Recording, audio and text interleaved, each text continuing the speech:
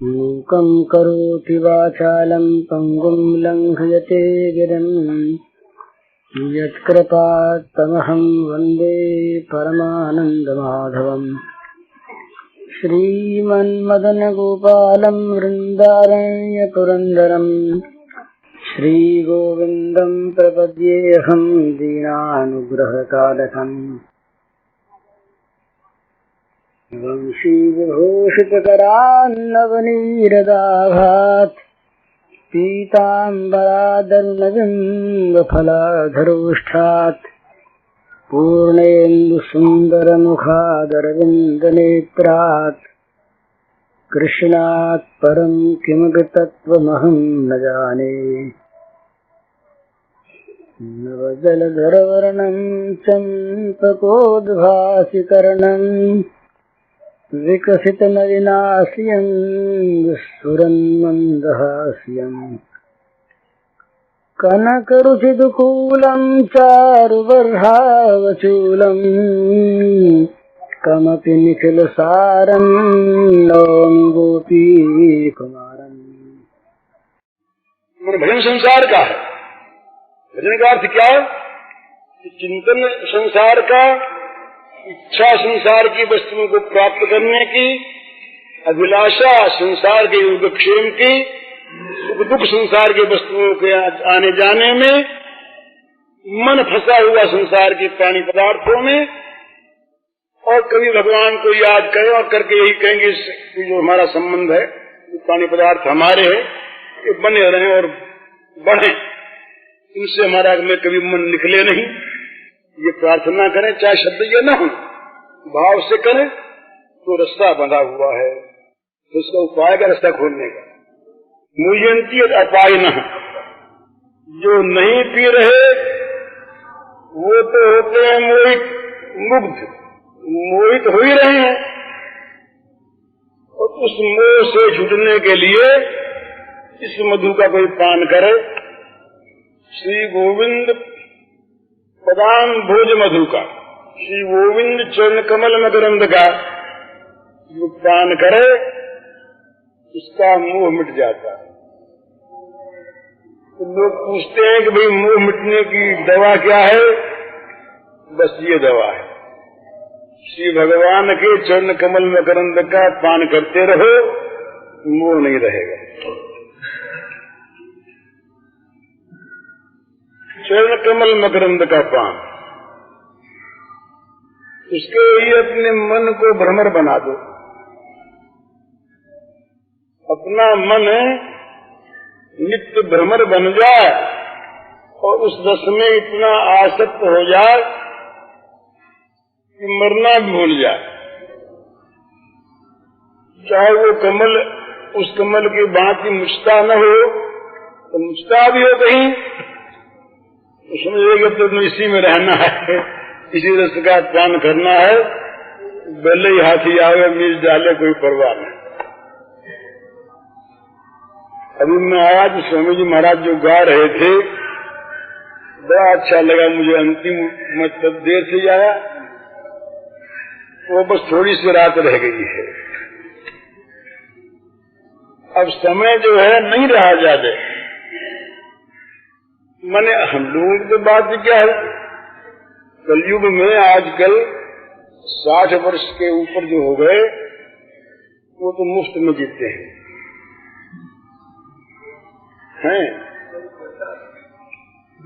तो नीचे वालों का भी क्या ठिकाना है?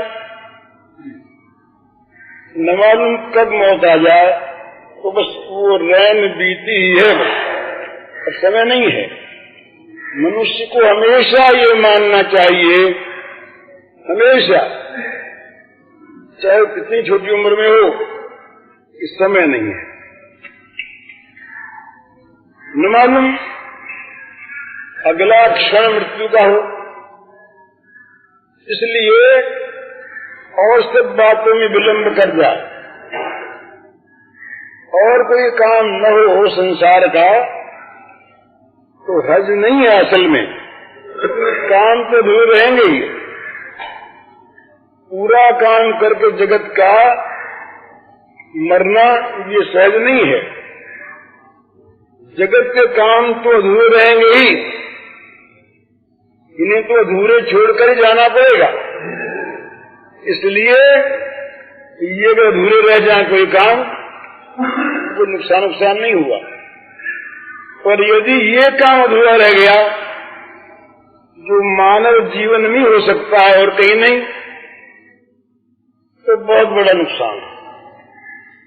इस हानि की पूर्ति सहज नहीं होती। क्यों नहीं होती? कि प्रथम तो मानव जन्म कब मिले ये पता नहीं, तो कहीं मानव जन्म मिल भी जाए और ऐसे स्थान में मिले जहाँ इस प्रकार का कोई प्रसंग ही न हो।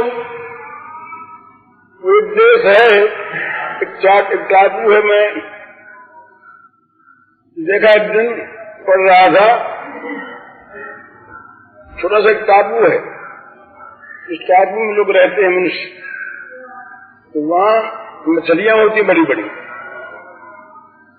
उन्हीं को मार के खाते हैं, उन्हीं की छाल के कपड़े पहनते हैं, उन्हीं के हाथों घर बनाते हैं। अब उनके लिए मानवता क्या है उनको पता ही नहीं। कोई मनुष्य भी हो गए और उस टापू में जाकर जन्मे तो क्या होगा?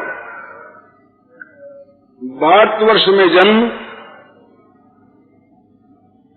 और उसमें फिर इस प्रकार का संयोग, गीता, रामायण, उपनिषद, ये हमारे सदग्रंथ सामने,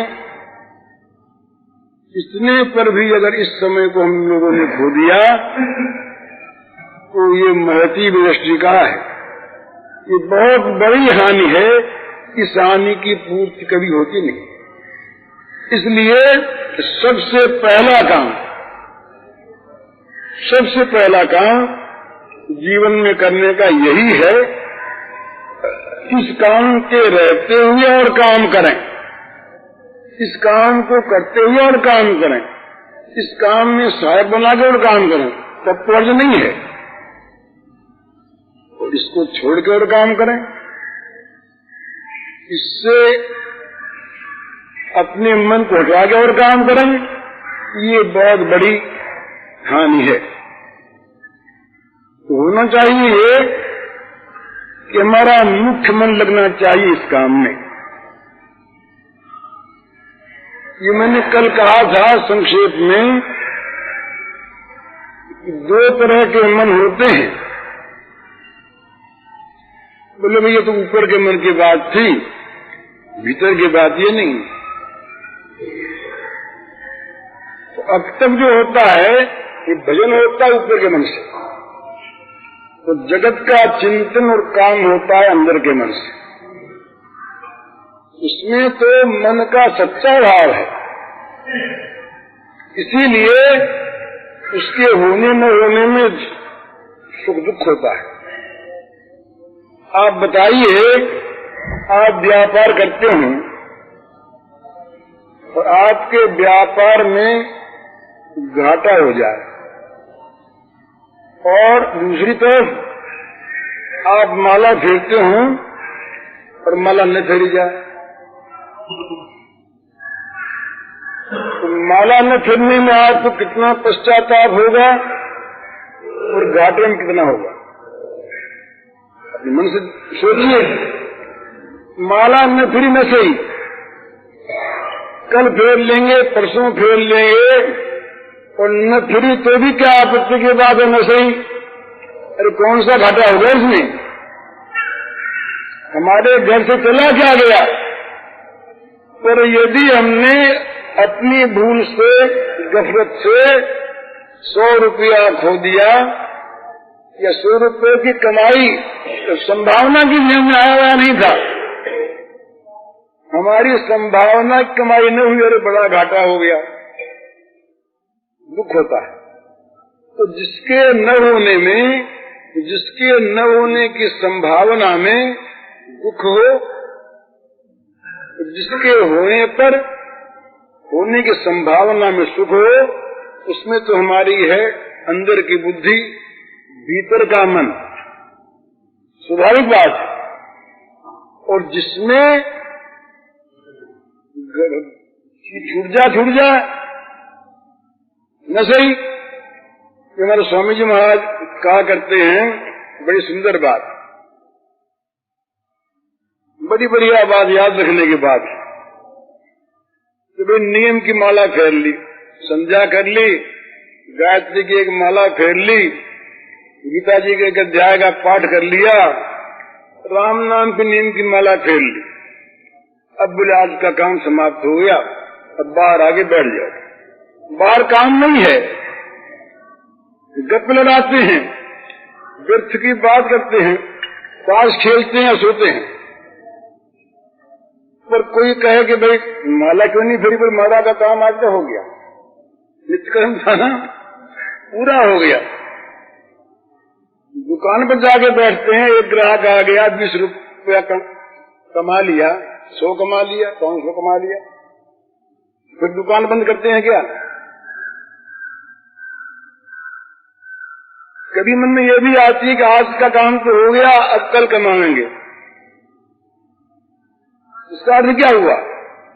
ये तो है आवश्यक, ये बहुत प्रिय, और ये ऐसा काम है कि जिससे मन कभी उकताता ही नहीं, ये मानता ही नहीं कि काम पूरा हो गया, और वहां तो पूरा करना है। इसी तरह से कई बज गए भाई घड़ी में, माला के मनी अभी तो बहुत बाकी है माला पूरी करनी है, जल्दी से पूरी हो जाए तो बाहर चले। बैठे अर्थात एक बंधन में थे, आफत थी कैसे चल जाए तो आराम से बैठे। कभी घड़ी देखते हैं, कभी आसन बदलते हैं, कभी माला की तरफ देखते हैं, कभी उबासी आती है, और जहाँ समाप्त हुआ कि पिंड छूटा और आराम से आगे बैठ गए। इससे सिद्ध होता है कि कौन से काम में हमारी रुचि है और कौन सा बेरुचि का काम है, कौन सा काम हमारे मन आवश्यक है और कौन सा काम हमारे मन अनावश्यक है, कौन सा काम बिना किए हमारा काम नहीं चलता और कौन सा काम बिना किए काम चल जाता है। बोले भी आज दुकान जल्दी जाना है, बड़ा जरूरी काम है। बोले क्या करें, माला तो नहीं फेरी। बोले माला को कौन जरूरी पड़ी है, कल फेर लेना। न फिर सही एक दिन, क्या बिगड़ गया उसमें? अपनी मन कहता है और घर वाले भी कहते हैं कि बड़ा माया लेके बैठा है, दुकान में धर्ज हो रहा है, ये माला फेर रहा है। अपना मन भी कहता है कि क्या माला लिए बैठा है, दुकान चल, घर का काम कर, उसके बिना काम चलेगा कैसे? और राम नाम के बिना काम चलेगा कैसे, ये कोई नहीं कहता। इसी से भजन जो होता है ऊपर के मन से होता है, और भजन जो होता है वो संसार के बंधन को रखते हुए और बंधन को मजबूत बनाने के लिए करते हैं बहुत लोग। इसलिए भजन करते हैं भाई, भगवान का नाम लेते हैं, गीता पाठ करते हैं, नाम जपते, गंगा नहाते, सत्संग में जाते, तो भगवान तीन नहीं सुनेंगे हमारी। इतना काम किया कि हमारे एक लड़का और हो जाए, और जो है बड़ा स्वस्थ रहे, इतना धन हमारे और हो जाए, जो विपत्ति है टल जाए। ये क्या है? इसका अर्थ है कि हमारा बंधन और मजबूत हो जाए, 2-4 गांठें और लग जाएं, खुलता हो कहीं, खुलने वाला हो तो न खुले। बिल्कुल यही ठीक है, इसी प्रार्थना को लेकर के भजन करते। इसी का अर्थ जो मैंने रात कहा था, रस्सी बिना खोले नाव चलाते हैं। नाव का डांड खेया रात भर, हाथ भी दुखने लगे, पर रस्सी खोली नहीं तो रहे जहां के तहां, नाव हटी नहीं एक इंच आगे। तो यही मतलब है कि संसार के बंधन को लिए हुए, उसको पकड़े हुए, और ये प्रार्थना करते हुए कि ये न छूटे महाराज, ये बना रहे हमारा। पर आप मिलो तो बड़ी अच्छी बात है, मिल जाओ, भजन आपका करते हैं, नहीं तो आप हमारा ये काम तो कर दिया करो। भजते हैं भगवान को इसलिए कि हमारा ये काम जो है ये आपके जिम्मे है। भजन करते हैं हम आपका, इतना काम भी नहीं करेंगे आप। मेरे पास ऐसे बहुत से पत्र आते हैं कि हमने इतना भजा भगवान को, इतना किया और भगवान इतना काम भी नहीं किया। जो हुए आप कोई के घर में किसी की मृत्यु हो गई या धन चला गया या नहीं आया या परीक्षा में पास नहीं हुए, तो इतना काम भगवान ने नहीं किया। भगवान तो काम करने वाले बिना पैसे टके के नौकर, फुर्सत के समय निकम्मे, हम जिस समय उस समय 2-4 भगवान का नाम ले लें और 20 काम उनको बता दें। सो भी ऐसा नाम नहीं लेते उनका, उस काम में हज करके लेते हैं। जब निकम्मे हूं, जब कोई काम न हो तब 2-4 नाम उनका ले लें। तो बड़ा भारी काम, सारा का सारा घर का भार और लोग का भार और इज्जत का भार। ये तो हे राम, तो तुम्हारी आज इज्जत शादी की शादी है, लेकिन क्यों हमारे आज है, हम तुम्हारा नाम लिया है। ये जो भगवान की सेवा है, जो भगवान का भजन है, ये भगवान का भजन नहीं है। ये भजन है भोगों का, ये भजन है विषयों का। और इसमें भी एक बात है, भोगों के लिए भी अगर भगवान की पुकार हो तो वो भी अच्छी है, उसमें होनी चाहिए अनन्य निष्ठा। वो तो है ही नहीं। बोले महाराज, अब की हमने अमुक व्यापार में अमुक चोरियां की हैं और उन चोरी के काम के द्वारा इतना रुपया हमारे पास आने वाला है। हमारी वो चोरी सफल हो जाए,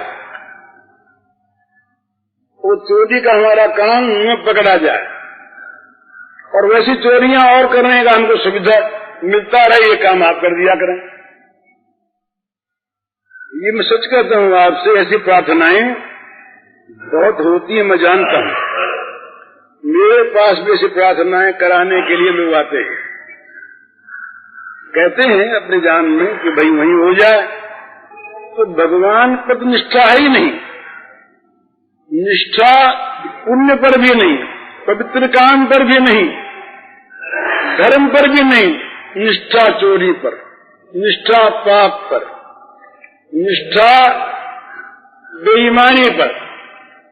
तो बेईमानी की निष्ठा पूर्ण होने के लिए भगवान का भजन, भगवान से प्रार्थना, सो भी ऊपर के मन से विश्वास पूर्वक नहीं। तो ये भजन नहीं, ये ऊपर के मन का भजन है, ये भजन नहीं। सकाम भजन था ध्रुव जी का, सकाम भजन था द्रौपदी मैया का। कितना विलक्षण। अश्वमेध की तैयारी हो रही है, रात का 3रा पहर है, युधिष्ठिर महाराज बैठे हैं और सब लोग बैठे हैं। बात तय हो गई, ये अश्वमेध करना है। युधिष्ठिर महाराज ने कहा, बोले क्या बताऊं, श्री कृष्ण तो है ही नहीं, उनके बिना सलाह किससे लें, काम कैसे करें, बात कैसे हो। बस द्रौपदी बोली, ये कैसे कहा आपने कि वो नहीं है यहाँ पर। धर्मराज बोले, नहीं है तो हम जानते हैं, तुम जानती हो, तो गए वहां, यहाँ तो नहीं है। तो बोले अभी आते हैं, यहीं पर हैं। द्रौपदी ने कहा, श्री कृष्ण? बोले हाँ। मनु खड़े थे वहां पर। रात का 3रा पहर। ये विश्वास, प्रत्येक कार्य में दुर्वासा जी आ गए। दुर्वासा जी को भेजा दुर्योधन ने। एक दिन की बात है, दुर्वासा जी गए दुर्योधन के यहाँ, सत्कार स्वागत हुआ। दुर्योधन ने समझा मन में कि है बड़े क्रोधी आदमी और बड़े सीधे हैं, सरल हैं, भोले बहुत हैं। तो जो मुंह से कह दें वो करना पड़ता ब्रह्मा को भी, ये इनकी ताकत है। ऐसा उपाय करें, माने जिसका हृदय दुष्ट होता है ना, उसके हृदय में इसी प्रकार की योजनाएं आती हैं। योजना बनाता है वो भी, जब योजना बनाता है वो अनिष्ट की, अपनी भी और जगत की भी। इसके द्वारा योजना नहीं होती। तो सोचा कि ये आ ही गए हैं, और ऐसा कोई उपाय करें इनके द्वारा अभिशप्त होकर शाप लगकर और पांडव मारे जाए तो न अपने को लड़ना पड़े और अपना निष्कंटक राज्य हो जाए। ये आ गए हैं, काम बन गया। भोजन जब हो गया, बैठे महाराज जी, हाथ पैर दावे दुर्योधन ने, प्रसन्न हो गए। तो बोले महाराज जी एक मेरी प्रार्थना थी। बोले क्या? बोले हमारे भाई जी हैं, वो रहते हैं वहाँ वन में, 5 भाई हैं, तो बड़े धर्मात्मा है महाराज, इतने बड़े धार्मिक हैं, बस जगत में कोई है नहीं। एक बार उनकी कुटिया भी आप जाके पवित्र करो। बोले हाँ भैया जाएंगे। मुझे एक बात प्रार्थना और है, सवेरे जाएंगे कहीं तो उनके अग्निहोत्र में, उन कामों में, उनको और चीजों में बाधा पड़ेगी। आप शाम को जाइएगा। शाम को जाएंगे। सरल हृदय के साधु कह दिया जाएंगे तो काम पूरा करना चाहिए, तो जल्दी वो अपना गए। अब उनके साथ साथ चलता फिरता विश्वविद्यालय, ये हमारे गुरुकुल थे पहले, चल गुरुकुल, चले भी होते थे शांतिपनी जैसे, और ये थे चल गुरुकुल, मूविंग यूनिवर्सिटी। तो ये इनके साथ थे 10,000 विद्यार्थी, एक दो नहीं, 10,000 विद्यार्थियों के ये थे कुलपति। वो साथ विद्यार्थियों की सेना के सेना चली युधिष्ठिर महाराज के पास पहुंचे। अपराह्न काल में महाराज आइए, स्वागत, अर्घ दिया, आचमन कराया, पैर धोए। महाराज भोजन तो अच्छा, हम समझा करके आते हैं, शाम हो गई है, नदी पर आग जीवेंगे, अच्छी बात।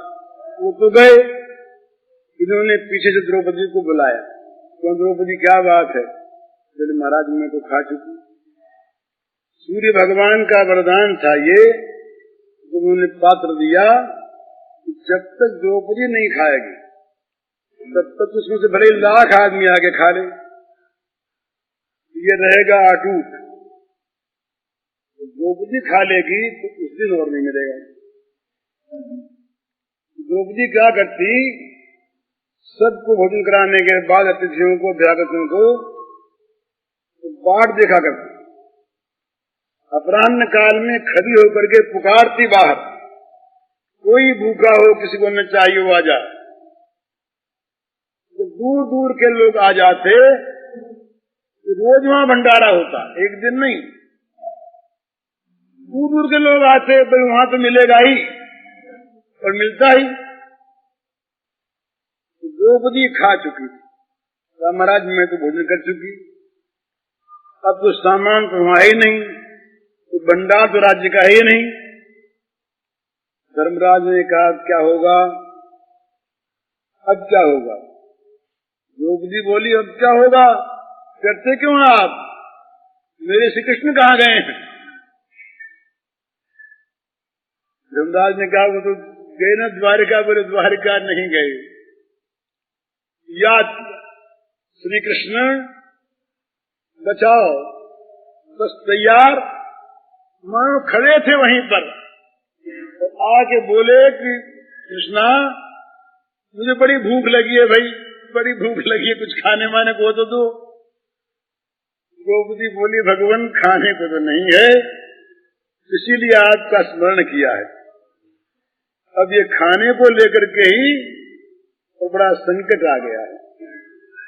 भगवान बोले कि देखो भाई, हंसी मजाक करने का अवसर हुआ करता है। खा पी करके मौज से आदमी बैठे तो मजाक भी करे, विनोद भी करे। मैं तो भूखा खड़ा और तुम मुझसे जिंदगी करती है। तो महाराज जिंदगी नहीं करती, सचमुच खाने को नहीं है तो ला तेरी बटलोई तो ला, यहाँ पर नहीं है खाने को। द्रौपदी बटलोई ले आई। भगवान ने देखा एक पत्ता जरा सा लगा हुआ, साग का, तुलसी का, किसी चीज। भगवान ने उठाया। तो तू कहती है कि नहीं है, ये तो सारे विश्व को तृप्त करने के लिए पर्याप्त है, क्योंकि इससे तृप्त होंगे विश्वात्मा ना, सारे विश्व की आत्मा तृप्त हो जाए। विश्वात्मा अहमात्मा गुडाकेश सर्वभूताशय स्थित, सारे भूतों के अंदर स्थित होकर के ये कौन भोजन करता है? रोज जो हम खाते हैं कौन खाता है? तो जो सबके अंदर रह के खाने वाला है वो अगर संकल्प कर ले कि मैं खाऊं और सबका पेट भर जाए, उसका भरा सबका भर गया। तो भगवान ने पत्ता खाया और खा के कह दिया कि सारा विश्व तृप्त हो जाए। बस वो सूर्योपस्थान कर रहे थे, आने लगी ढकार पे ढकार। 10,000 विद्यार्थियों सहित दुर्वासा मुनि नदी में सूर्योपस्थान कर रहे थे। पेट फूल गए, ढकार आने लगी। एक दूसरे देख आपस में देख रहे हैं, सबको ढकार आई, सबके पेट फूल गए। दुर्वासा ने कहा भागो यहां से, अब हमें अम्बरीश वाली याद आ रही। डर लग रहा है, ये पांडव भी भक्त हैं भला, और दुर्योधन वो अम्बरीश भक्त था। तो बड़ी मुश्किल से उस अम्बरीश की दया से मेरे प्राण बचे। चक्र तो मार डालता, बचाया अम्बरीश ने। तो यहाँ भी भक्त हैं और शायद इनकी रक्षा में भी वो चक्र होगा, बड़ी मुश्किल होगी। चलो दूसरे रास्ते से।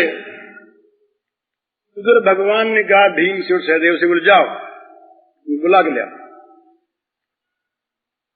वो जब तक नदी पर पहुंचे तब तक तो ये गायब हो चुके थे। वीरों ने बताया कि महाराज वो दूसरे रास्ते भाग गए। वो तो सब भागे, आज हमने देखा सब भाग रहे थे। तो ये है सकाम भक्ति में भी भगवान पर एकांत विश्वास। सकाम भक्ति भी हो, निष्ठा यदि अनन्य हो तो वो निष्ठा सकामता को नष्ट कर देती है और प्रेम दे देती है। इसीलिए भगवान ने 7वें अध्याय में ये घोषणा की। पहले कहा सुकृति, फिर कहा उदार, फिर कहा भक्त, और अंत में ये प्रतिज्ञा करके घोषणा कर दी मद भक्ता यान्ति मामा, मेरे भक्त मुझको ही प्राप्त होंगे, चाहे वो सकाम भाव से भजते हों, परंतु शर्त एक ही है कि सकाम भाव भी उनका होना चाहिए अनन्य अव्यभिचारी। जैसे पतिव्रता स्त्री यद्यपि पति का सुख चाहने वाली की अपेक्षा वो नीची है, जो गहने कपड़े चाहती, पर अगर वो चाहती केवल पति से ही है, जानती केवल पति को ही है, मांगती केवल पति से ही है, तो वो व्यभिचारिणी नहीं है, वो है सती ही। पर चूंकि उसे अपने अंग को सुशोभित देखकर सुख की आशा है, इतने अंश में वो नीची है। इसी प्रकार से उस ज्ञानी भक्त की अपेक्षा ये अर्थार्थी आर्थ इत्यादि जो भक्त हैं ये उससे नीचे हैं, पर अभक्त नहीं है, दोषी नहीं है, पापी नहीं है। इनका सकाम भाव जो है वो भगवान में लगा है अनन्यता से, ये विशेषता है। व्यभिचारिणी स्त्री की अपेक्षा व्यभिचारिणी स्त्री भी पर पुरुष से गहना लेती है, कपड़ा लेती है, आभूषण लेती है, तो पतिव्रता भी लेती है। पर पतिव्रता का जो भाव है वो केवल अपने पति के प्रति अनन्य भाव है, पतिव्रता ही है। यद्यपि बिल्कुल न मांगने वाले की अपेक्षा, बिल्कुल न चाहने वाले की अपेक्षा उसका दर्जा कुछ नहीं चाहे। यही बात गीता में भक्तों के लिए कही।